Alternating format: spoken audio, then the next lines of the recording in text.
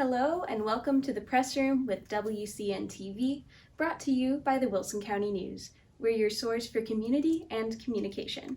Today we're taking a deep dive into topics from the August 10th edition of the Wilson County. In this week's show, we'll be covering the following topics. Part 2 of our coverage of county schools and their new security standards for the 2022-23 school year. The declaration of a state of local disaster being considered in Wilson County, and Bishop John W. Yanta and his impact on communities all over Texas. You can read the Wilson County News, available on newsstands near you, to learn more about these topics, or consider subscribing at wilsoncountynews.com/subscribe so you never miss an issue. Be sure to follow us on whatever platform you're watching so you never miss an episode of The Press Room or any of our other WCN-TV news. In the August 3rd edition of the Wilson County News, we shared the steps being taken to improve security at 3 school districts in Wilson County: Nixon-Smiley ISD, East Central ISD, and Stockdale ISD. In this week's paper, we're talking the remaining school districts in Wilson County and their steps to improve security. So welcome to the show, Nanette. Thank you, Julia. Nice to be here. As always. So let's talk Falls City. In addition to installing and updating cameras and locks and closed door policies, what other procedures have been put in place?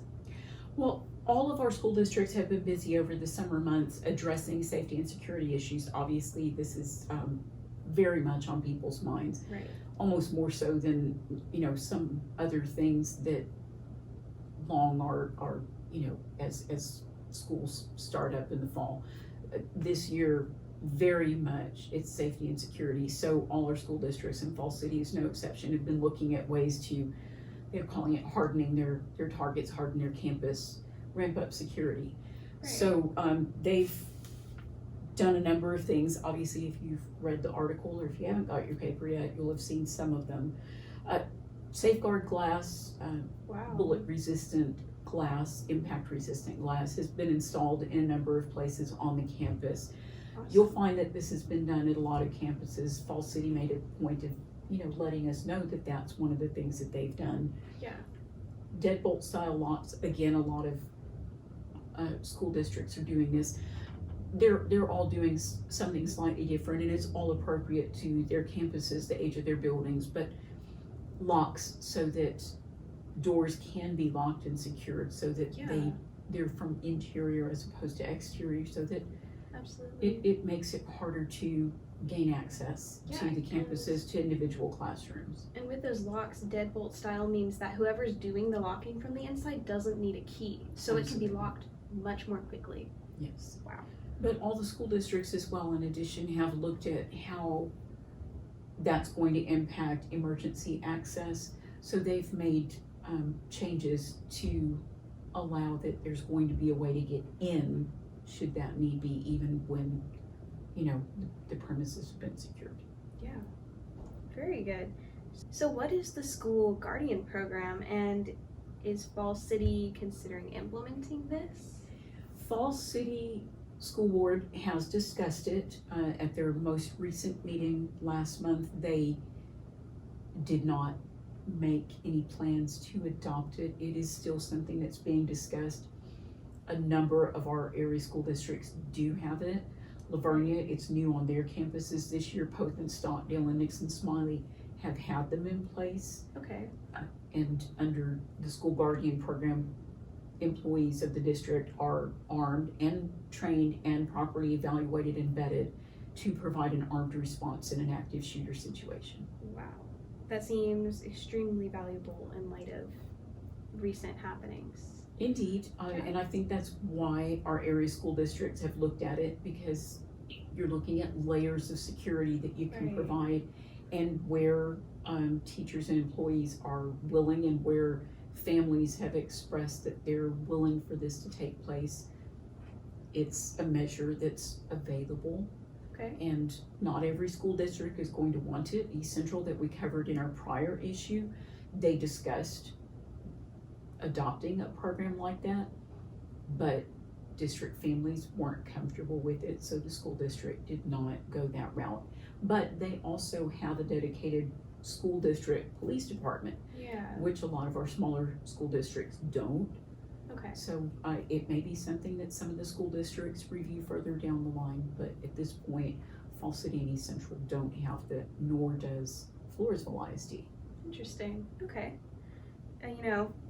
Mentioning Floresville ISD, what issues did parents and staff seem most concerned about there, and what has Floresville School District done to, solve those issues? One of the main concerns that parents think that they had a town hall type Right. meeting for families and community members early in the summer. And one of the concerns that was expressed was about access, especially like at the high school campus, because it's very open. Yeah. So fencing has been put in place Okay. to make that less accessible from the exterior. Districts are listening to concerns of families and community members and addressing those situations too, and also just evaluating how are we approachable from various points and how can we make that less approachable and more secure. And so Floresville ISD's section in the article also mentions some more like digital, or I guess we'll say advanced approaches to security, such as, having students and staff have identification cards on them. There's talk of swiping to be able to enter certain doors, and also a school safety app. Students on the high school campus in Floresville will carry IDs to make Right. them readily identifiable. Okay.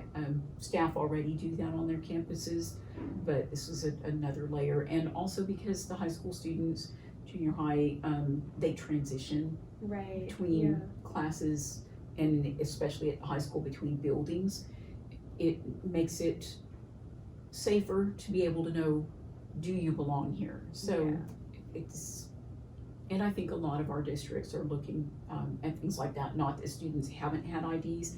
There have been those requirements to access certain things, library services, cafeteria services, technology, for instance. So it's just another use for something that was already available and existing. But what about the safety app? What is that supposed to A do? number of our school districts do have apps that they're using for various purposes. Floresville ISD's is called Stay Alert. Okay. And through that, people, anybody can use that to express concerns, or if they see something suspicious, or they see behavior that they're concerned about, or they want to report something. Yeah. It's just another way of, obviously students can go to teachers, administrators, but with technology being what it is, from wherever you are, you can actually report things, ask for support and services. It's just another method, another layer of making things available. That's awesome. And so Lavernia ISD seems to have made some changes that are similar to Falls City and Floresville ISDs, but they have an interesting addition with no more student transitions between classes occurring in front of the high school. Well, anyone who's been to in the vicinity of the Lavernia High School campus in the past will have noticed. Last year, and particularly on the first and last day of school, you'll see a lot of student activity. But at the transition between classes, traditionally, if you're passing by that school district or you're on the campus at the time when classes change, you would have seen students walking along the front of the building, along the sidewalks, between buildings, around the front of, say you don't want to go through the crowd on the sidewalk, through the parking, wherever, to get to their next building, their next class. Right. One, they've put fencing in on the junior high and high school campuses, but they are not transitioning students at the front of the high school campus anymore. So if you're passing along there on 775 Bluebonnet Road, during the course of the school day, you won't see students transitioning out front anymore. They'll be at the back of the campus, inside in the interior of the campus. And that's to keep the campuses secure. There's one point of entry to each campus where you have to actually be identified, present a photo ID to gain access.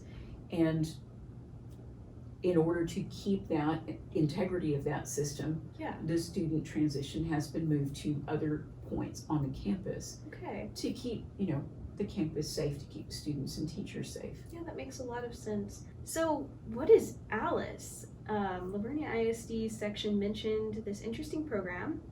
Who is it offered to? What does it do? Oddly enough, when Alice first started being mentioned, it was, it's an acronym, but it sounds like a name. So who is Alice? But what is Alice? Alice is alert, lockdown, inform, counter, and evacuate. So it's a procedure.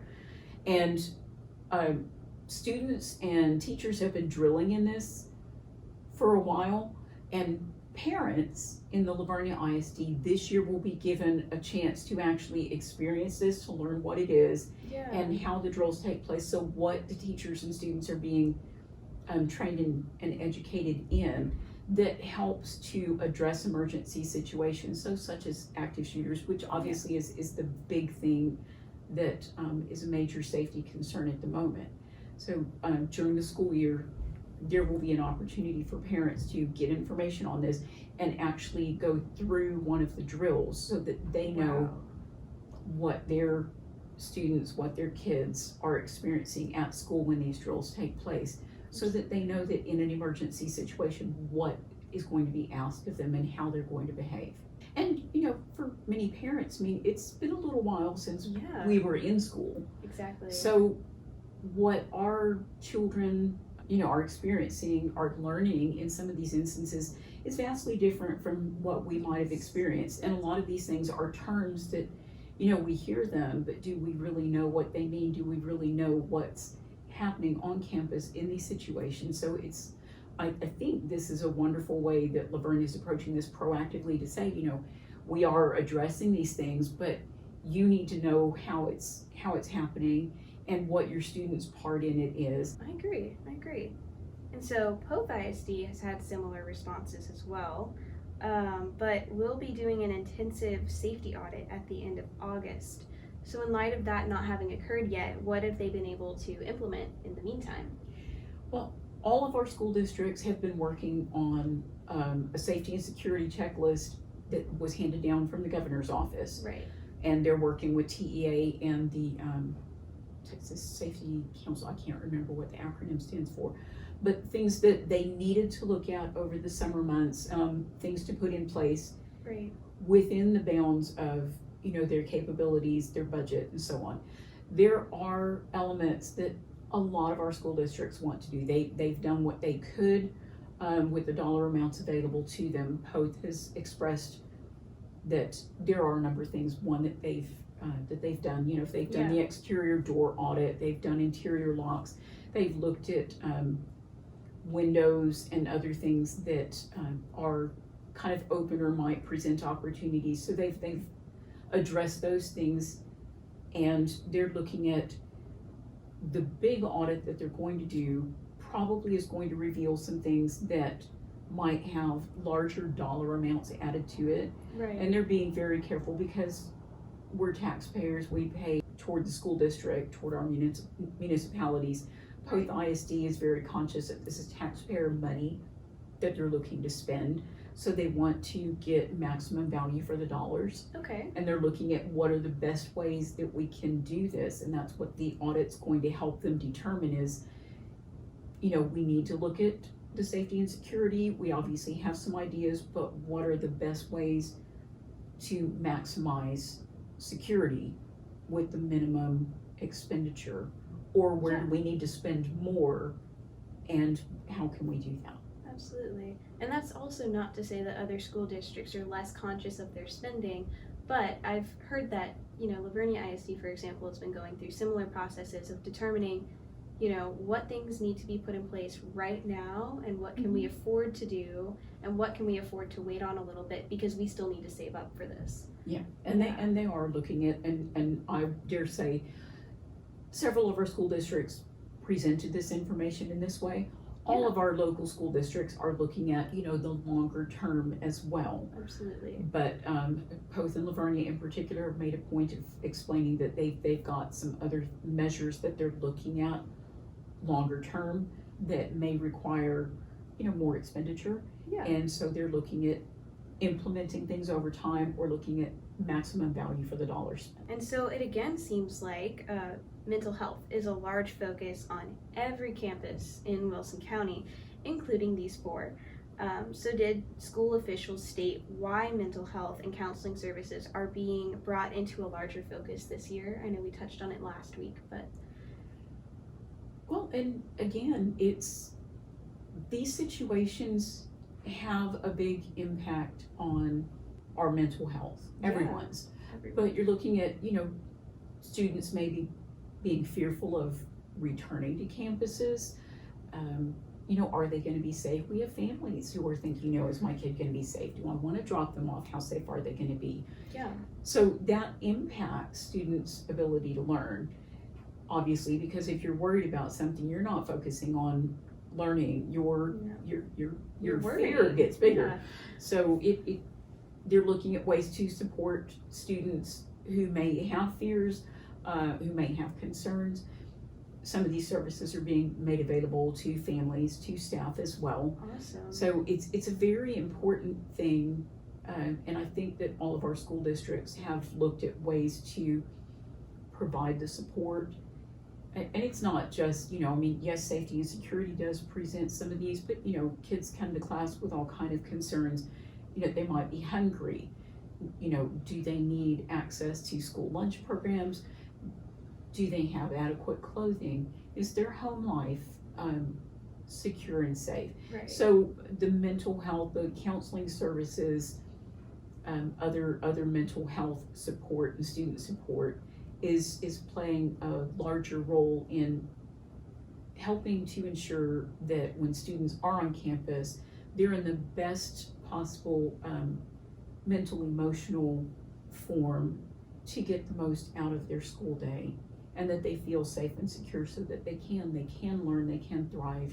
So you also wrote in this week's Wilson County News about Wilson County considering a declaration of a local state of disaster due to high levels of illegal immigration, drug smuggling, and trafficking occurring at the U.S.-Mexico border, which is, pretty near to our county.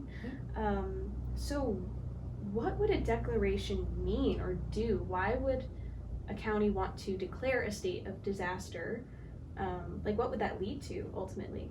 Atascosa County very recently approved such a declaration. It's one of a number of Texas counties that have taken this action under constitutional authority granted under Article 1, Section 10 of the U.S. Constitution and Article 4, Section 7 of the Texas Constitution. This allows counties to immediately ask that the governor and the president immediately prevent and or remove persons who are invading Texas and the United States. This also allows access to state support, federal aid for handling what has become a situation of major impact. So people entering the country illegally for whatever reasons, human trafficking, drug smuggling, we know that they happen. Yes. We hear regular reports. We present reports on a frequent basis of these situations. We've had situations where we've had coyotes who are trafficking people through our county, who've encountered law enforcement or who bail out of the vehicle when they realize that they've been spotted. Yeah. So it's a burden on our local law enforcement. It's a burden on our state law enforcement. It's a burden on federal law enforcement. It's a burden on local services such as health and education. Just in a number of ways, it adversely impacts what are already strained budgets in our local communities. So local communities in a number of the counties have been looking at, how can we get help? It's more a cry for help than anything else. It's, we have a situation here. We want to bring your attention to it. Governor Audit, President Biden, we've got a situation. Right. All right. And so you mentioned Atascosa County has recently declared a local state of disaster as well. But what other counties around us have also declared this? Well, it began in July 5th. Now, Kinney County last year had made a similar declaration. Okay. But July 5th of this year, they approved this type of declaration saying that we're being invaded. Okay. Along with Kinney County came Terrell, Goliad, Jeff Davis, Edwards, and Presidio counties. Wow. The city of Uvalde recently approved a similar declaration, and Parker and Atascosa counties. I heard yesterday morning that Wise County also has done. So just local governments are feeling strained. Yeah. Citizens are coming to commissioners' courts and city councils and saying, we have problems. What help can you give us? And we're spending money every time our sheriff's deputies have to actually pursue a vehicle. Every time that a homeowner, a landowner has to fix fences where there's been trafficking through an area. Yeah. All of these require dollar amounts to fix, and sometimes insurance doesn't cover some of this. Yes. So we're our communities are looking at where can we get support and relief from, and we will obviously be following with Judge Dickie Jackson. Yes. As the county determines its way forward. He did indicate that there could be action very soon. So as soon as something does take place, we'll obviously let the community know. So stay tuned. Yes, stay tuned. Next, we're talking South Texas native Bishop John W. Yanta and the amazing accomplishments of his life. But first, we're taking a quick break. We'll be right back with more news. We're glad you're still with us for the press room with WCN-TV. Bishop John W. Yanta, a South Texas native and advocate for Polish heritage and history in Texas, passed away on August 6th. Here with us today to talk more about Yanta is Elaine Stevens. She's the third vice president of the Polish American Council of Texas, or PACT, and she worked with Bishop Yanta over the years through PACT. Welcome to the show, Elaine. Thank you, Julie. Glad to be here. As am I. So, who are you and how did you know Bishop Yanta? I know Bishop Yanta through the Father Leopold Muchigimba Foundation, particularly Monsignor Frank Kujai, Okay. and also through the Polish American Priest Association, only that our priest at St. Anne's at the time, when I met Bishop Yanta, was Father Stanisław Fuchs, and so between those two men, I was introduced to Bishop Yanta. Wow. And that was somewhere around 2010. Okay. Very cool. So what kind of work did he help accomplish at the Polish American Council of Texas? Through the Polish American Council of Texas, he had a vision of wanting all of the Polish organizations throughout Texas to come together in a way that they could together strengthen their Polish culture and in a way that honored God. And so he gathered some people together that he knew that shared those interests, and he shared his vision of that, and he brought these people together and then just ignited their belief in what could be done. And so that's what he did, was start the Polish American Council of Texas. He had also worked with similar organizations decades before in Texas that just didn't go on for many years, but he had that memory of working with them and the contacts, and so he was able to bring us all together and set the foundation for this organization. He's our founder. Wow. And so what does PACT, the Polish American Council of Texas, do now? Do y'all pretty much carry out that mission? How do you do that? We continue with the mission and the vision that Bishop Yanta had. We have scholarships that we provide each year for not only high school but college students, university students, and that is offered for students throughout Texas. Doesn't depend on what nationality or what ethnicity or what faith they are. We have that. We support and share interest in networking with all the other Polish organizations around Texas, and the student organizations at several of the colleges, universities in Texas. We do whatever we can to support the Polish heritage and the continuation of that in Texas and actually throughout the world. Really? World? Yeah. Mm-hmm. That's awesome. So a lot of things that you are now able to do because Bishop Yanta was quite known as Yes. a visionary. Yes. Wow. Yes. So did you learn anything from your time working with him? All right. What I really think I've learned from Bishop Yanta is that we can use our talents that God gave us in ways that help others, Right. even if it's not for, it may not be for a charity or for food banks, but it's in other dynamic ways that can bring people closer to see how Christ can work in their lives and Right. through their own culture. So I think that's what I've learned from him.